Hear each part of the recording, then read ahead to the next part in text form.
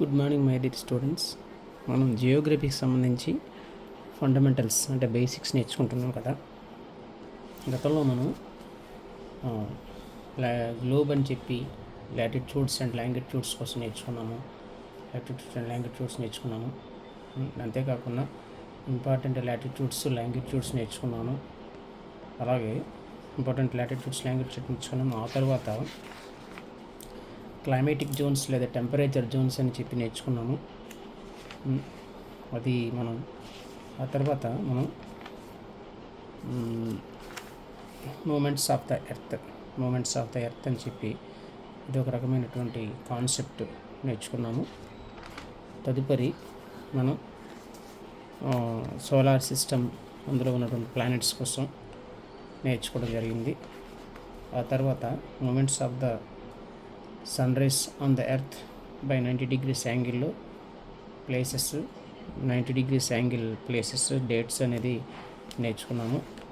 ఆ తర్వాత solar eclipse lunar eclipse అనేది నేర్చుకోవడం జరిగింది. ఇప్పుడు దానికి సంబంధించే బేసిక్ కాన్సెప్ట్స్లో మనకి గ్లోబ్ మ్యాప్ డైరెక్షన్ ఈ కాన్సెప్ట్ నేర్చుకోబోతున్నాము. గ్లోబ్ అనేది ఆల్రెడీ మనం గ్లోబ్కి సంబంధించి నేర్చుకున్నాము. గ్లోబ్ అనేది మోడల్ ఆఫ్ ద ఎర్త్. ఇది ఇంచుమించుగా ట్రూ షేప్ ఆఫ్ ద ఎర్త్లో ఉంటుంది. అంటే true shape of the earth అంటే ఎర్త్ ఎలా ఉంటుందో అదే షేప్లో సైజ్ అనేది తగ్గించి మనం చూపించబడుతుంది. షేప్ అలానే ఉంటుంది. అంతేకాకుండా ఎర్త్ మీద ఉన్నటువంటి అన్ని లొకేషన్స్ అలానే ఉంటాయి. కాకపోతే సైజ్ అనేది కొంచెం తగ్గుతుంది. భూమి అంతా అదే సైజులో మనం ఇంకొక మోడల్ మనం చూపించుకోలేము కదా. కాకపోతే అదే షేప్లోను అదే లొకేటెడ్ ప్లేసెస్ని కొంచెం తగ్గించిన కొలతలతో మనం చూపించుకుంటాం కదా. తగ్గించిన కొలతలతో షేప్లో అది అందువల్ల దీన్ని ట్రూ షేప్ అనొచ్చు. ఏటా షేప్ స్పేషియల్ షేప్ లేదా జియోయిడ్ షేప్ అని మనం చెప్పుకున్నాం. గ్లోబ్ అనేది ఇలా ఉంటుంది. ఒరిజినల్గా ఎర్త్ అనేది ఇలానే ఉంటుంది. ఇది అనేది ఒక మోడల్ అన్నమాట. కానీ మనం ఇలా చూసేటప్పుడు మనకి ఒకవైపు చూసేటప్పుడు స్పేషియల్ షేప్లో ఉంటుంది కాబట్టి 3 డైమెన్షన్లో ఉంటుంది. 3 డైమెన్షన్ అంటే అర్థం ఏంటంటే లెంత్ విడ్త్ డెప్త్ కూడా ఉంటుంది. లోపల భాగాలు కూడా ఉంటాయి కదా. అంతే లెంత్ విడ్త్ డెప్త్ అనేది ఉంటుంది. దాన్నే 3 డైమెన్షన్ ఉంటుంది. ఉదాహరణకు మనం ఒక ఫోటో తీసామనుకోండి, ఓన్లీ లెంత్ విడ్తే మాత్రమే ఉంటుంది. అంతే డెప్త్ అనేది ఉండదు. ఉదాహరణకి మనం ముక్కు చూసామంటే జస్ట్ ఫోటోలో ముక్కు అనేది ఒక రకంగా 2 డైమెన్షన్లో కనబడుతుంది. అంతేగాని ముక్కు సైడ్ అనేది అలా లోతు అనేది డెప్త్ అనేది తెలియదు కదా. అది 2 డైమెన్షన్ అది. సో గ్లోబ్ అనేది 3 డైమెన్షన్లో ఉంటుంది. లెంత్ విడ్త్ డెప్త్లో ఉంటుంది. దాన్ని 3D డైమెన్షన్ అంటే దృక్కోణము అని వస్తుంది, స్పర్శ అని వస్తుంది. అది గ్లోబ్ అంటే true shape of the earth with 3 డైమెన్షన్లో ఎర్త్ని సేమ్ షేప్లో అదే షేప్లో నిజ కొలతలతో తీసుకోవడం జరుగుతుంది. మరి మ్యాప్ అంటే ఏంటి? Flat representation of the earth with 2D. Flat representation అంటే ఇటు పక్క చూసేటప్పుడు వెనుక వైపు ఉన్నటువంటి దేశాలు కానీ ప్రాంతాలు కానీ కనపడదు. అంటే ఇది పరిచినటువంటి గ్లోబ్ మాట. అది మ్యాప్ అంటే extended globe is a map. Flat surface మాట, ఫ్లాట్గా ఉంటుంది. అంటే బల్లపరుపుగా అంటారు కదా, బల్లపరుపు ఉంటుంది. అప్ అండ్ డౌన్స్ అనేది ఉండవు. అంటే లెంత్ విడ్త్ మాత్రమే ఉంటాయి. అంటే పొడవు వెడల్పులో ఉంటాయి కానీ డెప్త్ అనేది దీనికి ఉండదు. ఇది కూడా నిజమైనటువంటి దేశాలని ప్రాంతాలని పోలి ఉంటుంది. కాకపోతే ఏంటంటే ఇది షేప్ ఆఫ్ ద ఎర్త్లో ఉండదు. షేప్ అంటే గ్లోబ్ అనేది true shape of the earth with 3D. ఇది flat representation of the earth. అది కూడా ఎర్తే. ఇది కూడా ఎర్త్నే. మనం పరిచిన గోళం అన్నమాట. పరిచిన గోళం పూర్తిగా మనం ఒకే దృక్కోణంలో ఒకే లుక్స్తో మొత్తం ప్రపంచాన్ని అంతా చూడడానికి మనకి సింప్లిఫై ఉంటుంది. కాబట్టి జియోగ్రాఫర్స్ అనేవాళ్ళు మ్యాప్ అనేది తయారు చేశారన్నమాట. మ్యాప్లో ఉన్నటువంటి పాయింట్స్ కూడా ఇంచుమించు గ్లోబ్ లాగా ఉంటాయి సేమ్. కాకపోతే ఏంటంటే అది ఫ్లాట్ సర్ఫేస్ అన్నమాట. రిప్రజెంటేషన్ చాలా తేలిగ్గా ఉండడం కోసం దాన్ని ఇలా చేస్తాం. ఓకేనా.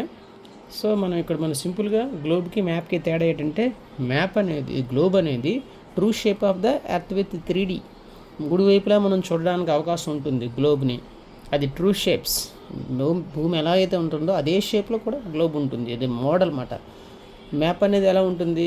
ఫ్లాట్ సర్ఫేస్లో ఉంటుంది అన్నమాట. మొత్తం ఫ్లాటే. మొత్తం గ్లోబ్లో ఉన్నటువంటి అన్ని ప్రాంతాలని ఒకే ఫ్లాట్ సర్ఫేస్లో చూపించడం జరుగుతుంది అన్నమాట. అందుకే ఇది 2D మాత్రమే. ఇది గుర్తుంచుకోవాలి. నెక్స్ట్, ఏ గ్లోబ్కైనా మ్యాప్కైనా రియల్ లైఫ్లో అయినా మనకి డైరెక్షన్స్ అనేవి చాలా ముఖ్యమైనది. ఈ డైరెక్షన్స్ పెట్టే గతంలో శాస్త్రవేత్తలు అయినవచ్చు, జియోగ్రాఫర్స్ అవ్వచ్చు, ఇన్వెంటర్స్ అవ్వచ్చు, వాళ్ళందరూ కూడా డైరెక్షన్ బేస్ చేసుకునే వివిధ ప్రాంతాలని కనుక్కోవటం జరిగింది. కాబట్టి డైరెక్షన్ అనేది నిత్య జీవితంలో కూడా చాలా ఉపయోగకరమైనది. కాబట్టి డైరెక్షన్స్ అనేది మనకు చాలా ఇంపార్టెంట్. ఎప్పుడైనా సరే ఒక విషయం మీరు గమనించాలి, మనం చూస్తున్నటువంటి గ్లోబ్ కానీ మ్యాప్ కానీ డైరెక్షన్ని ఎక్కడ మనం పెట్టుకొని చూసినా, అది మనం ఏ డైరెక్షన్లో పెట్టుకొని చూసినా కామన్గా మనకి ఎప్పుడైనా సరే పైన మ్యాప్ కానీ గ్లోబ్ కానీ పైన అంటే ఇక్కడ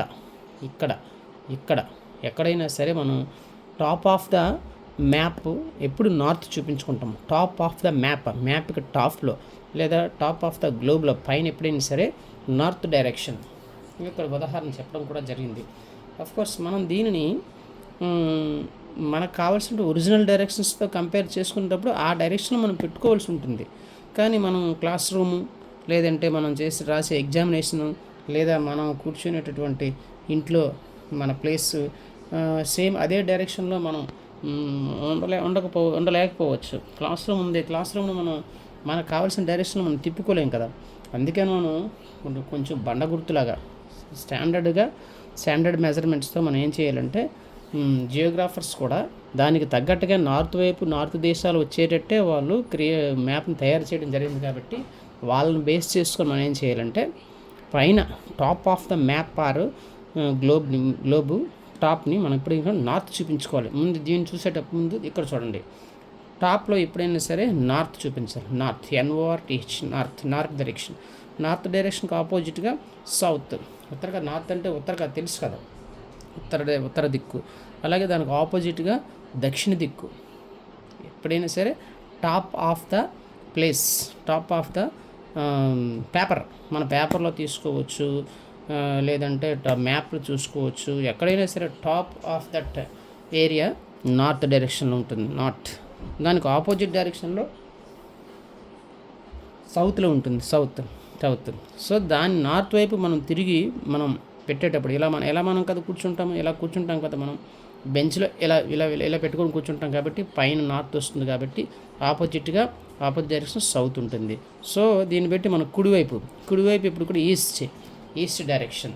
కుడివైపు ఎప్పుడు కూడా ఈస్ట్ డైరెక్షన్లో ఉంటుంది. ఆపోజిట్ డైరెక్షన్లో ఈస్ట్కి ఆపోజిట్ మనకు తెలుసు వెస్ట్ డైరెక్షన్లో ఉంటుంది. So top of the map are place is north. Opposite of the north is south. So ఇలా ఉండేటప్పుడు నార్త్కి సౌత్కి మనం ముఖం పెట్టుకొని ఆపోజిట్గా ఉండేటప్పుడు మనకి కుడివైపు ఎప్పుడు కూడా ఈస్ట్ డైరెక్షన్ ఉంటుంది. ఈస్ట్కి ఆపోజిట్ వెస్ట్ డైరెక్షన్ ఉంటుంది. ఇది మ్యాక్సిమం మీకు అందరికీ తెలిసిందే. సో దీన్ని బేస్ చేసుకొని మనం పైన కూడా రాసుకోవచ్చు. ఇది నార్త్, ఇది సౌత్, ఇది ఈస్ట్, ఇది వెస్ట్. అంటే మీరు గుర్తుంచుకోవాల్సింది, నేను వరల్డ్ మ్యాప్ని దృష్టిలో పెట్టుకొని ఇప్పుడు దీన్ని బేస్ చేసుకొని చెప్పట్లా. ఓన్లీ మనం చెప్పుకునేది ఈ వరల్డ్ మ్యాప్ అంటే world map are silent world map అనకూడదు. వరల్డ్ మ్యాప్, ఓల్డ్ మ్యాప్ కాదు, వరల్డ్ మ్యాప్. రావాలి. World map. ఈ వరల్డ్ మ్యాప్ను దృష్టిలో ఉంచుకొని నేను చెప్తున్నాను. నార్త్, సౌత్, కుడివైపు ఈస్ట్, ఎడమవైపు వెస్ట్ డైరెక్షన్. ఇది మాట గుర్తుంచుకోవాలి. ఎక్కడైనా ఇండియాలో తీసుకోండి, ఇండియాలో నార్త్, సౌత్, ఈస్ట్, వెస్ట్. అదే మనం ఇవన్నీ వదిలేద్దాం. గ్లోబ్ తీసుకోండి. Globe north, south, east, west. అది గుర్తుంచుకోవాలి. ఓకేనా? సో ఇది ఇంకొక విషయం గమనించండి. ఇక్కడ చాలా ముఖ్యమైనటువంటి విషయం ఏంటంటే చాలా ముఖ్యమైన విషయం ఏంటంటే డైరెక్షన్స్ అనేవి మనం పెట్టుకున్నవి. ఎందుకంటే సూర్యుడు తూర్పు వైపు ఉదయిస్తాడు కాబట్టి సూర్యుడు ఉండే ప్రాంతానికి ఈస్ట్ అని, దానికి ఆపోజిట్లో వెస్ట్ అని, ఇలా మనం జియోగ్రాఫర్స్ నిర్ణయించుకున్నది. అసలు తిరిగేటట్టు ఎప్పుడూ కూడా ఈస్ట్ డైరెక్షన్లోనే ఈస్ట్ డైరెక్షన్లోనే సూర్యుడు ఉంటాడు ఖచ్చితంగా అని మనం చెప్పలేము. ఎందుకంటే తిరిగే కోణం అనేది భూమి చుట్టూ, సూర్యుని చుట్టూ భూమిని తిరిగేటటువంటి యాక్సిస్ అనేది మారుతూ ఉంటుంది, ఈస్ట్ వైపు తిరిగి ఉంటుంది. కాబట్టి సమ్ టైమ్స్ ఏటవుతుందంటే పక్కాగా ఈస్ట్ డైరెక్షన్ అనేది చెప్పలేము. సో ఇంకొక విషయం మీరు గమనించాల్సింది ఏంటంటే, ఎప్పుడైనా సరే డైరెక్షన్స్ అనేది మనం ఎంచుకున్న ప్రదేశాన్ని బట్టి ఉంటుంది. డైరెక్షన్ అనేది ఎక్కడైనా సరే, ఫర్ ఎగ్జాంపుల్ మనకి చూడండి, ఇది ఈక్వేటర్, దిస్ ఈజ్ ఈక్వేటర్. మనం ఆల్రెడీ తెలుసు కదా, పటంలో ఈక్వేటర్ అనేది మనకి ఆల్రెడీ ఈ ఈక్వేటర్ ఇలా పెట్టుకుంటాం కదా, అలాగా ఈక్వేటర్ మనం గ్లోబ్లో model of the earth globe latitudes longitudes చెప్పుకునేటప్పుడు మనం చెప్పుకోవడం జరిగింది. సో ఆ ఈక్వేటరే ఇది. అంటే గ్లోబ్లో మన సెంటర్ ఆఫ్ ద లాటిట్యూడ్ అంటే మిడిల్ ఆఫ్ ద లాటిట్యూడ్స్ అంటే మన ఈస్ట్ చెప్పుకున్నాం కదా. ఇంకా కొంచెం కిందకు వస్తుంది మనం. ఇదైతే ఇక్కడ ఇది పరిచినటువంటి గ్లోబ్ కదా, మ్యాప్ అంటే పరిచిన globe, flat surface of the globe is map.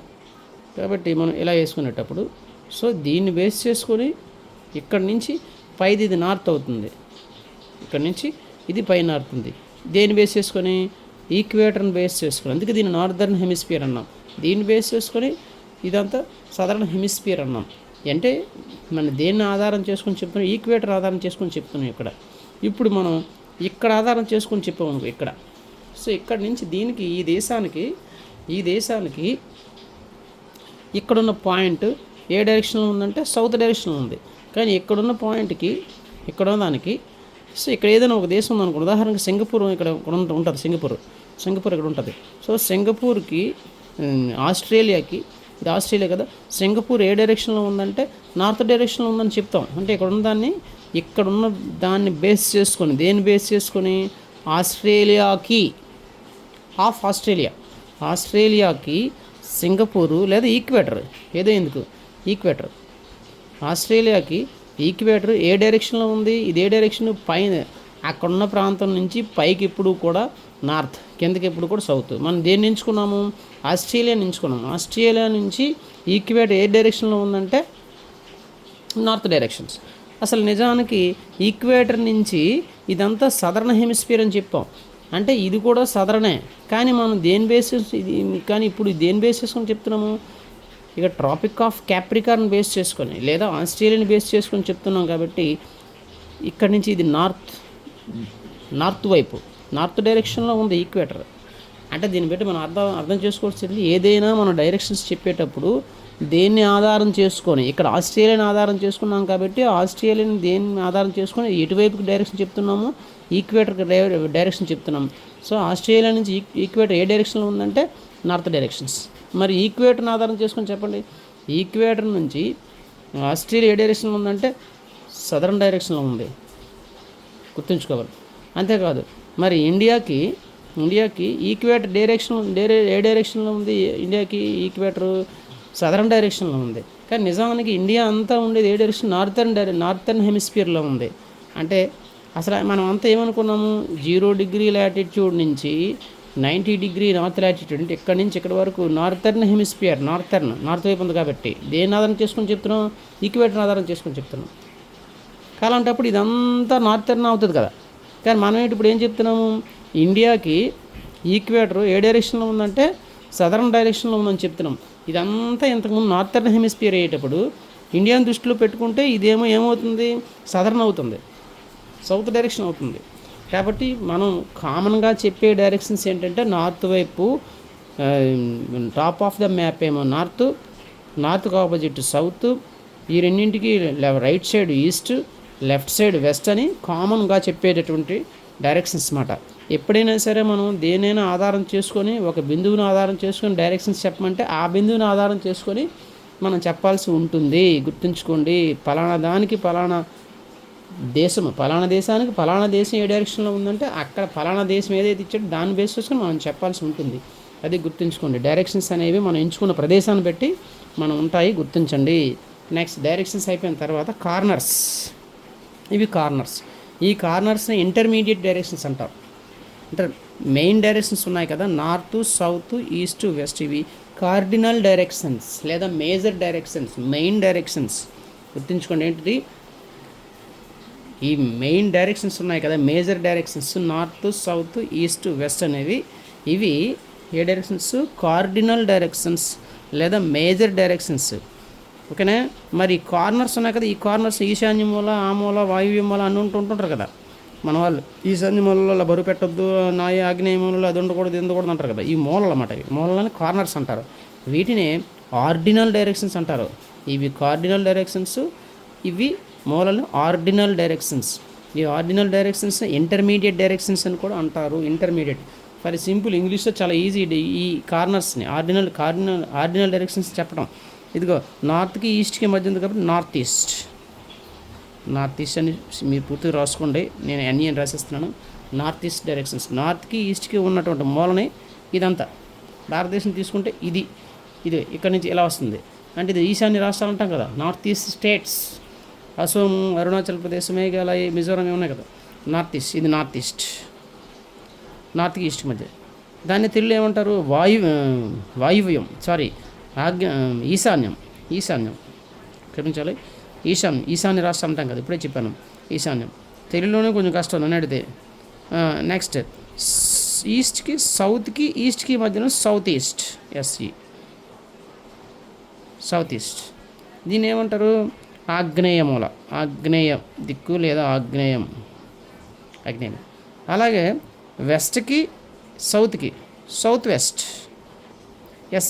SW south west.